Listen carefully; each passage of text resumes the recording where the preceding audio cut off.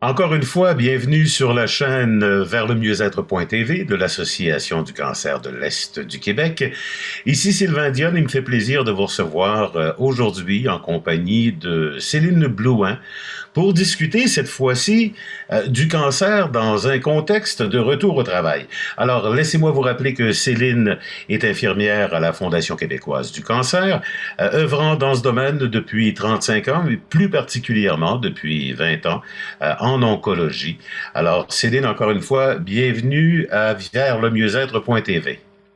Fait plaisir, Sylvain. Alors, ensemble, nous allons parler du retour au travail, comme on s'est dit. Oui. J'imagine que ça va être des bons trucs pour les personnes là, qui doivent retourner au travail. Ben, écoutez, ça doit pas être évident parce que euh, on a eu un diagnostic, on a probablement eu des traitements, on a été arrêté pendant un certain temps, et puis là, on doit revenir dans un contexte de travail. Euh, on ne sait pas comment est-ce qu'on sera accueilli.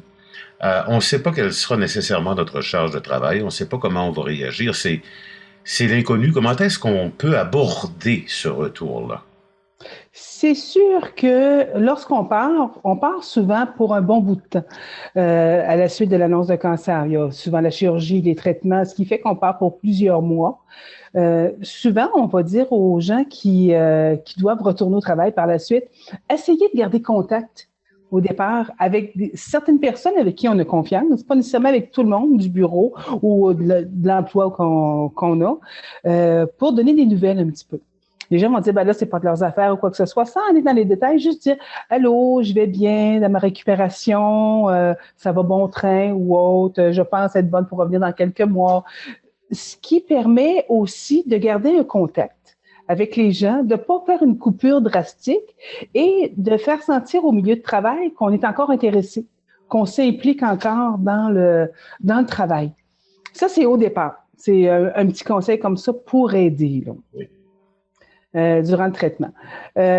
Par contre, ce qu'il faut penser aussi en tant que personne atteinte, il ne faut pas voir la vie trop en rose non plus, en ce sens que de se dire, au retour, tout va être comme avant. J'ai eu ma chirurgie, j'ai eu ma chimio, ma radio, c'est fini, j'ai récupéré un peu, je retourne m'asseoir à ma chaise et c'est du passé, je retourne à 100% comme j'étais. Non, malheureusement, c'est pas comme ça que ça se fait. Alors, Comment ça se passe, justement? Comment est-ce que ça va se passer? Est-ce qu'il y a des étapes particulières qu'on doit s'attendre à vivre? Est-ce qu'il y a des conseils qu'on peut donner aux personnes qui vont être, entre guillemets, confrontées à un retour au travail, qui ne savent pas trop à quoi s'attendre? ben, c'est sûr qu'un retour au travail, comme je vous dis, on ne peut pas s'attendre à être à 100%. Il faut être conscient de ses limites. Donc, il y a différentes choses à faire. Comme je vous disais, avant de retourner au travail, qu'est-ce qu'on fait? Bon, au départ, comme je vous disais, on peut garder communication, mais aussi, au fur et à mesure que le temps avance, quand on sait que le retour s'en vient, il va avoir une discussion avec son médecin, son oncologue, à savoir, est-ce que je peux retourner au travail? Est-ce que la discussion, il va y avoir une modalité de retour au travail. Souvent, on va parler d'un retour progressif Mhm. au travail pour éviter le surmenage. Donc, une fois que ça c'est dit, ben l'employé peut aller voir son employeur pour lui dire, ben écoute, ben moi on me demande de commencer graduellement. Quelles sont les modalités au sein là, de l'entreprise, comment on peut fonctionner pour être plus fonctionnel puis être capable de revenir. Parce que faut pas faut comprendre que si on revient tout de suite à 100%, ben, on va s'épuiser. On n'a pas les Oui. forces physiques et psychologiques pour être capable d'entreprendre 100% de ce qu'on faisait avant d'être malade. Donc, il faut recommencer. Oui, allez-y, Sylvain. Ben, j'allais dire, et en plus, c'est que lorsqu'on revient, souvent c'est l'enthousiasme qui peut nous amener à tenter d'en faire plus que notre condition le permet, mais il y a des facteurs psychologiques probablement aussi qui entrent en ligne de compte, ou des émotions, ou des sentiments, une forme de culpabilité, l'idée d'avoir abandonné les gens, il y a encore là une question d'estime de soi, est-ce que je vais être capable de revenir au même niveau, Oui. tout ça entre en ligne de compte aussi, je présume. Ben, exactement, vous avez bien ciblé. C'est souvent ça qui arrive. Vais-je être capable de retrouver le même niveau d'efficacité que j'avais. Il y a aussi, on parle, lorsqu'on a de la chimiothérapie, on appelle, entre guillemets, le chemio brain. Ce sont des pertes de mémoire qui peuvent être temporaires et même permanentes, qui diminuent l'efficacité. Il faut en être conscient. D'un autre côté, aussi du côté de ses collègues, il y a des gens qui vont être mal à l'aise. Ils voudront pas venir vers soi, pas parce qu'ils nous aiment pas, c'est parce qu'ils savent pas quoi nous dire. Puis il y a d'autres gens qui vont être, au contraire, peu compréhensifs. Ils vont se dire, ben regarde, là, il est revenu, là, OK, on n'a pas d'affaire à prendre le relais ou de l'aider. Si elle est revenue, si le médecin a décidé qu'elle revenait, c'est parce qu'elle est capable. Il y a une relation à établir aussi avec ses collègues, une discussion à y avoir. Souvent, les gens atteints de cancer qui reviennent au travail n'osent pas faire cette discussion-là avec les confrères, consoeurs de travail. Il peut y avoir de la compétitivité, aussi de la culpabilité, comme vous dites, dire, ben là, ils vont dire, c'est ça, elle revient, mais on va être pris pour faire le travail à sa place, quoi que ce soit. Il faut vraiment en discuter pour être capable d'avoir un retour progressif. Ne jamais se surmener. Parce qu'on sait que si on a de la radiothérapie, ça peut prendre 6 mois, 1 an, avant de retrouver l'énergie initiale qu'on avait. On n'est pas à 0% d'énergie, mais on ne vient pas de 0 à 100% en 1 mois. Donc, souvent, on va recommencer à travailler avant que l'énergie soit complètement revenue. Donc, il faut éviter là, justement les surmenages. Si on est capable d'avoir un réaménagement de travail avec son employeur, faire une partie à la maison, si c'est possible, tout dépendant du genre d'emploi qu'on a. Le retour progressif que je vous parlais. Autre chose aussi, lorsqu'il vient le temps de dîner, c'est un détail, mais dîner sur le coin du bureau, vite, vite, vite, on est dans le monde du travail, non. Prenons le temps de s'asseoir, de relaxer, de prendre ses pauses. C'est le temps de penser à soi. On est rendu dans une société compétitive, mais en même temps dans une société de plus en plus qui axe à dire « je dois penser à moi, je dois faire attention à moi ». C'est important aussi là, de le faire au niveau du travail. Est-ce que, je vais vous poser une question comme ça qui, encore là, ça réfère à la notion de communication, mais est-ce qu'il y a lieu de revoir le contexte de communication en environnement de travail? Parce que vous disiez, il y a des gens qui, effectivement, ne savent vraiment pas quoi nous dire. Il y a des gens qui, au contraire, vont être très vindicatifs. Et soi-même, on peut se dire, ben écoutez, j'ai pas envie que les gens me prennent en pitié, qu'ils fassent attention à moi. Il y a comme, je pense, tout un environnement de communication au travail à rétablir. Et cette responsabilité-là revient à qui, selon vous? Ça revient à plusieurs personnes. C'est sûr que la personne qui revient d'un congé de maladie, une personne qui est atteinte de cancer, est-ce qu'elle a envie de s'expliquer auprès de tous ses confrères? Est-ce qu'elle a envie d'expliquer c'était quoi son cancer? Puis c'est pas légitime nécessairement d'expliquer tout ça, là. Elle n'a peut-être pas envie, puis c'est dans son droit de pas tout expliquer ça. Je vous dirais qu'à la Fondation québécoise du cancer, on a un programme d'aide. J'ai envie de vous montrer un petit dépliant que vous allez, si vous allez sur le site web de la Fondation, vous pouvez, là, quand vous marquez retour au travail, vous pouvez cliquer sur brochure et vous pouvez télécharger, voilà, comme ça. Je pense qu'on la voit bien, cette brochure-là. C'est quoi le programme? Ça s'appelle « Quand les mots vous manquent ». Ça s'adresse autant à l'employeur que l'employé. Alors, c'est très, très vaste. Des fois, les gens ont envie de faire comprendre à leurs confrères, à leurs consoeurs de travail, c'est quoi qu'ils vivent, c'est quoi le cancer qu'ils ont eu, comment réagir, mais ils n'ont pas envie d'expliquer ça à tout et chacun. Alors, l'employeur ou même l'employé peut appeler à la Fondation, demander est-ce que c'est possible de venir en entreprise, expliquer c'est quoi mon cancer, expliquer c'est quoi un retour au travail, à quoi je dois m'attendre. C'est un service, je vous dirais, qui est super bon. C'est la personne est assise, puis elle fait venir ses confrères. Puis l'infirmière, c'est une infirmière qui vient en entreprise expliquer, je donne l'exemple, j'ai un cancer colorectal. C'est pas très glamour, on n'ose pas trop en parler. Alors l'infirmière va parler, c'est quoi un cancer colorectal? Qu'est-ce qu'on a eu à avoir comme chirurgie, comme fatigue, comme récupération? À quoi s'attendre?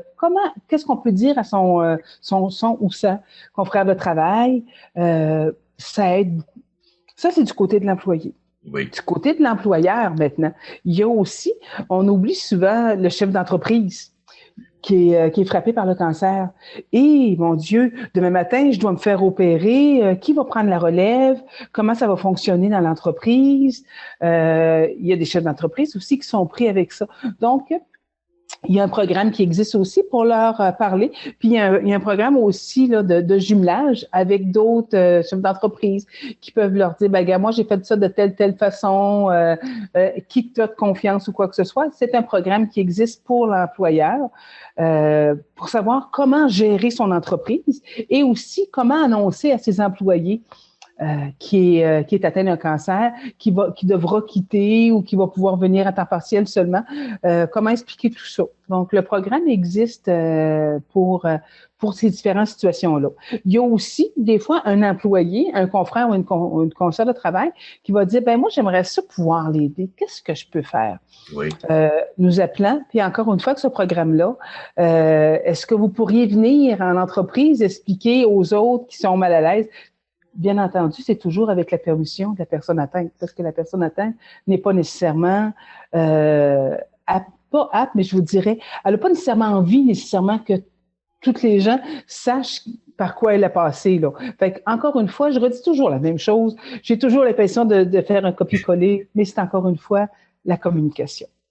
Ben, c'est un peu la clé dans la plupart des aspects de la vie. Oui. La communication est là, elle est importante.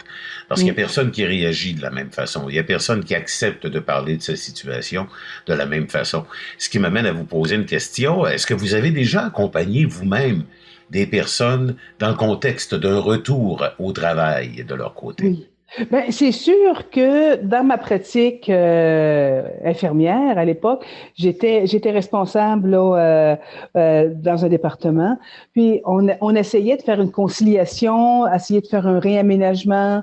Si c'était trop dur, essayer de pas donner. C'est sûr que dans mon milieu, des fois, c'est un peu plus difficile parce que j'étais infirmière dans un milieu oncologique et des gens qui revenaient avec un cancer, ben, tu sais, leur dire vous ne mettrez pas en contact avec quelqu'un qui a le cancer, c'est sûr que c'est comme impossible, mais d'essayer d'éviter ou de faire comprendre ou parler avec les autres consoeurs et confrères, dire ben là, elle vit telle affaire, elle est fatiguée, ou est-ce que c'est possible de l'aider un petit peu, elle va prendre des congés, expliquer aux gens là, c'est comment on peut faire pour aider cette personne-là. Oui, c'est sûr qu'on peut faire quelque chose. Puis pour l'employé aussi, ce qui est important à son retour au travail, c'est, je vous disais pas de surmenage, mais essayer d'avoir un mode de vie saine. C'est sûr que c'est facile en pratique, mais tu sais, une bonne alimentation, un sommeil récupérateur, essayer de régler ses problèmes au fur et à mesure, ce qui fait que le soir, quand on va se coucher, en mettant la tête sur l'oreiller, on n'aura pas à ruminer tout ça, là. Ce qui fait que le lendemain matin, quand on va retourner au travail, on va être plus en forme là, pour retourner au travail, là. Plus disposé à être Oui, confronté effectivement. aux situations habituelles d'un milieu de travail. Ça m'était déjà arrivé, mais pas dans un contexte de cancer, pardon, de devoir m'absenter pour une longue période. Mm-hmm. Pardon. Et le retour au travail, je vous avoue, j'avais trouvé ça pénible. L'élément qui m'avait permis de regarder en face mes collègues à mon retour, c'est qu'on m'avait offert la possibilité de donner une conférence à d'autres personnes qui avaient vécu des situations. On m'a dit, est-ce que ça te tenterait d'en parler? Puis je m'étais dit, écoute, je vais faire d'une pierre deux, trois coups. Je règle tout ça dans un seul moment. Tout va être dit. Et ça m'a permis de me libérer pour beaucoup. Donc, c'est finalement de trouver le moyen soi-même de se sentir à l'aise pour s'exprimer dans un contexte de retour au travail. Oui, effectivement. Vous avez la chance, l'opportunité d'être un bon conteur, d'être quelqu'un qui s'exprime bien. C'est pas malheureusement donné à tout le monde. C'est pour ça que à la Fondation québécoise du cancer, l'organisme que je vous parlais, le programme que je vous parlais, si on se sent pas apte, ou la force psychologique de le faire à ce moment-là. Des gens peuvent être là pour nous aider et faire comprendre au milieu de travail. Parce que revenir au travail puis demander d'avoir un horaire allégé, une charge de travail allégée, tout ça, c'est pas de la paresse, c'est juste de la survie pour être capable de reprendre notre vie en main. Et je pense que être un collègue ou une collègue de travail, c'est d'accepter et de collaborer avec cette personne-là pour qu'elle puisse avoir un retour le plus harmonieux possible. Donc, ne pas oublier qu'il y a un accompagnement possible du côté de l'association, de la Fondation, québécoise du cancer. Effectivement. Donc, ça, il suffit d'aller voir, je présume, sur Internet, vous le disiez tout à l'heure, et Oui, puis de voir de quelle manière on peut trouver les ressources qui nous conviennent dans un contexte de retour au travail. vous avez tout dit. Céline, merci encore une fois, ça a été un plaisir. J'espère qu'on aura l'occasion de discuter ensemble dans d'autres moments, dans d'autres capsules ou de d'autres sujets, on verra. Mesdames, messieurs, donc encore une fois, merci d'avoir été là, merci d'être présent et fidèle à la chaîne Vers le mieux-être.tv de l'Association du cancer de l'Est du Québec. N'hésitez pas à recommander nos capsules, n'hésitez pas à faire le tour également des capsules déjà en ligne.